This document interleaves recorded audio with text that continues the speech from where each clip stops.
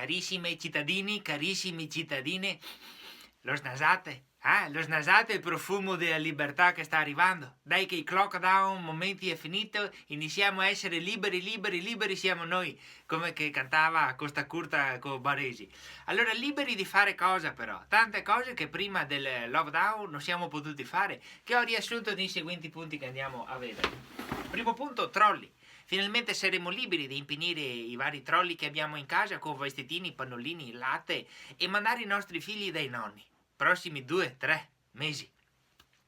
Liberi di fare moto, finalmente anche i nostri anziani avranno la possibilità di andare in bar e giocare a briscola. Chiaro che sarà difficile perché giocare a briscola sì, ma fare moto con mascherina come effetto è impossibile. E ancora te riesci, ma lasso, ho il cargo.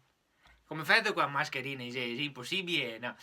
Ma saremo liberi di andare anche dai congiunti, ad esempio la suocera. Finalmente potremo andarla a cattare e mandarla in mona, che tanto con la mascherina non si vede il labiale. Saremo liberi, infine, di andare in chiesa.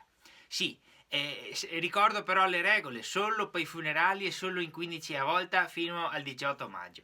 Allora auguro a tutti voi, ma soprattutto al sottoscritto, di tornare in chiesa dopo il 18 maggio e se per caso te che torni prima ti auguro di non essere il 16°. Viva la libertà, viva il sole, viva lo stare all'aperto. Seguimi sui social, hashtag meglio fuori. Hashtag meglio fuori.